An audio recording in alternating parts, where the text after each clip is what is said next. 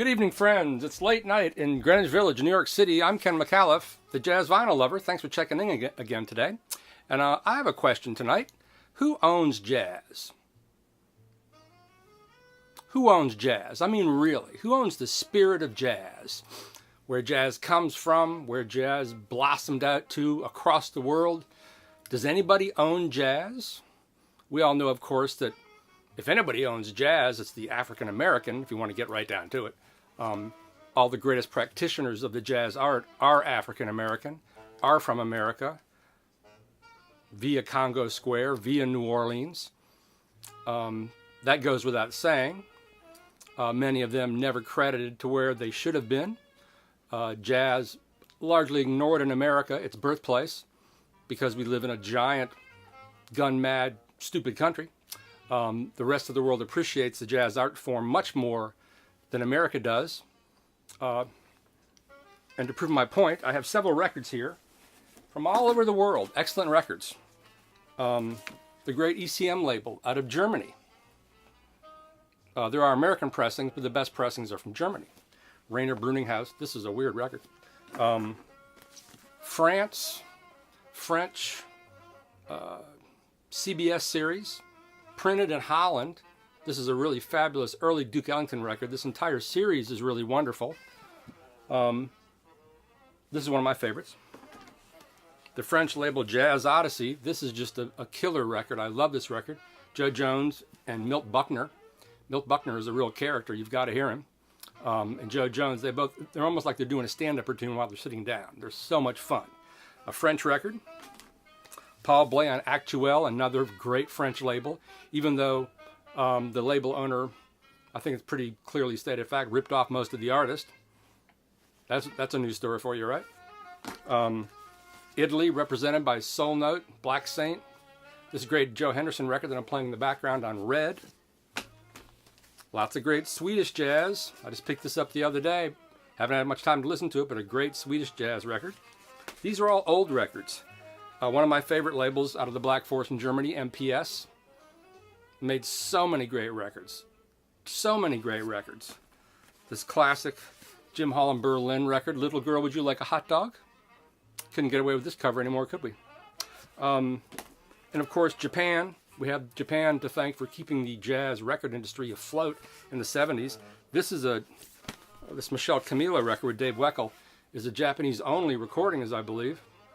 But so many tremendous, great Japanese reissues, even VJ stuff. I got this out at a great store called Revilla Grooves and Gear in Millbrook, New Jersey. My point is that jazz is all over the world. And when jazz musicians started leaving America in the late 60s, throughout the 70s, to Copenhagen, to France, it was really Europe and Japan that kept the art form alive. But even the greatest practitioners of jazz outside of the U.S. borders, they're all imitating American musicians, with very few exceptions. Reinhardt, definitely an innovator in his own right. Grappelli, I suppose. I hate jazz violins, what can I say?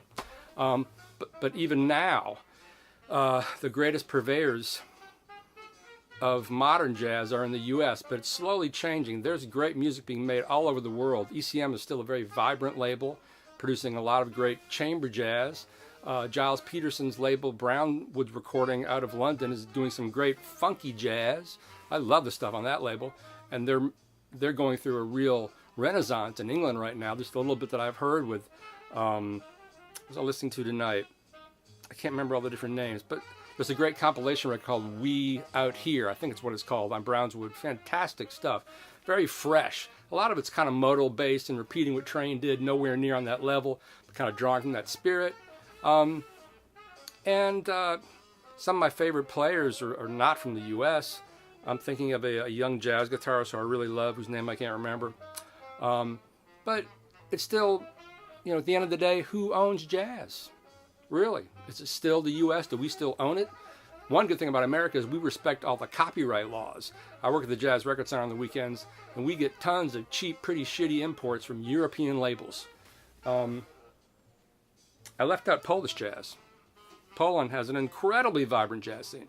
But in America, which you know, we respect copyright laws. You won't see shitty reissues on the shelves. I guess Scorpio was out there for a while. But at Jazz Record Center, we have so many, you know, they're okay. They're cut from CD. They're cute packages. But if you have the money, you don't buy those. You wait for an old American reissue. You don't buy a shitty European import from who knows where, from what source. And there's a lot of them. Doxy, JMW, I can't think of all the labels right now. Even though we do get a lot of really interesting import CDs that are very well remastered from throughout Europe. And those are hard to find. But that's just at the end of the day, who owns jazz? Is it now a universal language? Does no one own it? Is it Europe's music because by default Americans don't give a shit about it? The Japanese, you know, it's pretty well common knowledge that the great majority of Blue Note first pressings are all in Japan. I worked at the Jazz Record Center in the early 90s when CDs were in their prime and LPs nobody cared about. The Japanese came in and bought giant stacks of Blue Note pressings. And at the time, Fred Cohen told me you could buy any Blue Note pressing in the early 90s for $40. So what do you think? I'll be curious to hear your comments. I'm Ken McCall, the Jazz Vinyl Lovers, signing off. Good night.